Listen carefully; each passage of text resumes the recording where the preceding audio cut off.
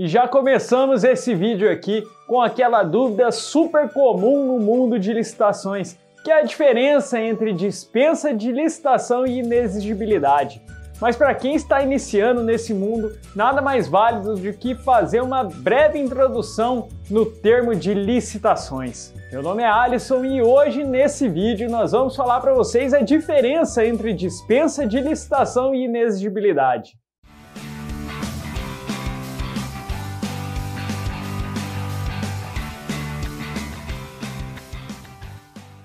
As licitações são processos administrativos obrigatórios para a contratação de bens e serviços pelo poder público. Existem alguns tipos de licitações e é de acordo com esses tipos de editais que norteiam os processos licitatórios e definem os critérios da competição para se vender para um governo. O principal objetivo das licitações é garantir a transparência e a justeza legal e jurídica que são pertinentes às transações realizadas pelas esferas públicas nos âmbitos municipais, estaduais e federais. Contudo, existem duas situações em que as compras pelo governo podem ser feitas de maneira direta, ou seja, sem a competição através do processo licitatório, e são elas a dispensa de licitação e inexigibilidade. Nosso intuito com esse vídeo é fazer você entender tudo sobre o assunto, quando são aplicáveis e as diferenças entre essa dispensa de licitação e inexigibilidade. E bom, vamos começar então falando sobre a dispensa de licitação.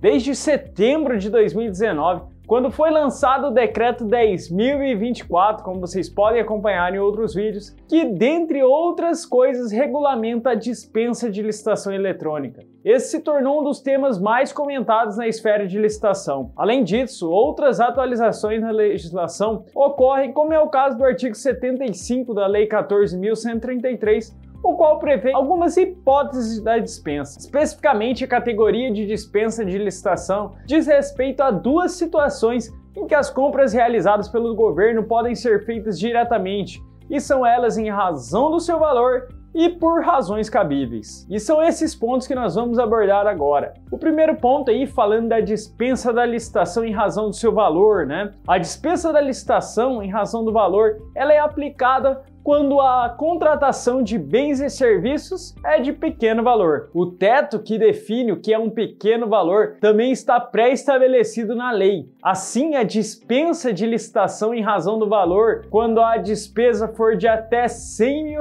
para obras ou serviços de engenharia ou serviços de manutenção de veículos automotores e de até R$50 mil para bens e outros serviços. O baixo valor é uma justificativa de dispensa, porque para realizar os processos de licitação acabaria sendo muito mais oneroso para o governo em vista dos pequenos valores dos bens e serviços praticados neste tipo de aquisição. É importante ressaltar que esses valores eles não podem se referir às parcelas de contratação dos bens ou serviços, mas somente aos valores totais. E falando agora da dispensa por razões cabíveis. A dispensa por razões cabíveis, ela define a possibilidade do uso de recurso nas situações de calamidade pública, casos emergenciais, guerras, catástrofes ambientais, estado de sítio, entre outros. Ou seja, ela é utilizada em situações extraordinárias que exigem respostas rápidas e eficientes do poder público.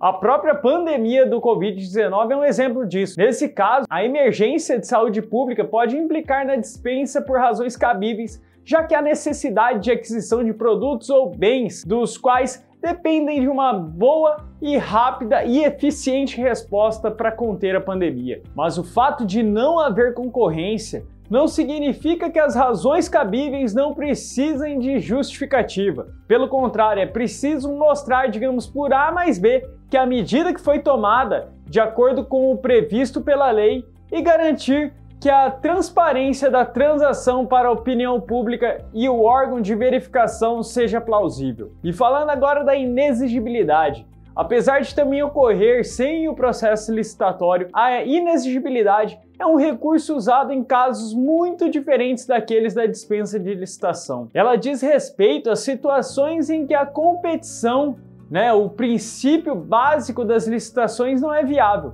Geralmente essa impossibilidade de competição ela ocorre pela exclusividade do objeto ou pela falta de empresas concorrentes. E nós temos algumas situações que são possíveis. E o primeiro ponto é a exclusividade de fornecedor. A exclusividade de fornecedor, ela corresponde aos casos em que apenas um único fornecedor possui determinado material ou as possibilidades, de materiais de produção do objeto, ela é centralizada em sua comercialização. Um caso comum em que isso acontece é, por exemplo, na compra de alguns tipos de medicamento. Quando aplicada a exclusividade de fornecimento, ela também precisará ser comprovada. E isso é feito através do chamado atestado de exclusividade, que deve ser emitido pelo fornecedor de acordo com as diretrizes de comprovação prevista. O segundo ponto é a contratação no setor artístico. Nesse caso, é necessário que o artista seja renomado na opinião pública ou consagrado pela crítica especializada. Um exemplo é a contratação de um artista para celebrar algum evento comemorativo da cidade.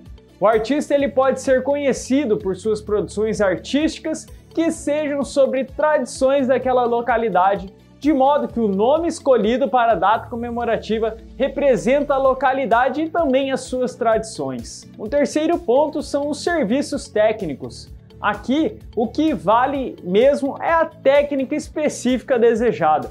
Portanto, também contam os aparelhos, aqueles aparelhamentos e também a infraestrutura e a experiência para executá-la, de maneira que a necessidade da expertise possa ser justificada pela qualidade única da técnica. Alguns exemplos são os estudos técnicos de planejamentos, projetos básicos ou projetos executivos para restauração de obras de arte e de patrimônios públicos, consultoria de auditorias, entre outros tipos de atividades. Um quarto ponto é a notória especialização. A contratação por notória experiência se fundamenta principalmente pela consolidação de notoriedade da pessoa física e jurídica na sua atuação ao longo do tempo. A notoriedade, ela é um serviço, ou bem que deve se tornar evidente que a contratação é indiscutivelmente tanto melhor quanto essencial. Essa notoriedade ela é comprovada através de documentos que atestam a experiência ao longo dos anos e a apresentação de resultados anteriores da pessoa física ou jurídica que se mostrem efetivos. E bom, sabendo de todos esses pontos, é importante que tenha consultoria, Uma consultoria e assessoria são fundamentais mesmo nesses casos de dispensa de licitação e de inexigibilidade. Como nós mencionamos aqui para vocês, o processo ele é permeado por regras rígidas que tanto mantêm a transparência do processo quanto a seguridade dos contratos. Assim é esse profissional, o analista de licitações, que auxilia no cumprimento dessas exigências, evitando prejuízos e também na conformidade dos contratos e capacidades de respostas rápidas para que sejam feitas durante o processo de licitação e para que se adequem a exigências de justificações. E se você quer entender um pouco mais sobre esse cenário de licitação,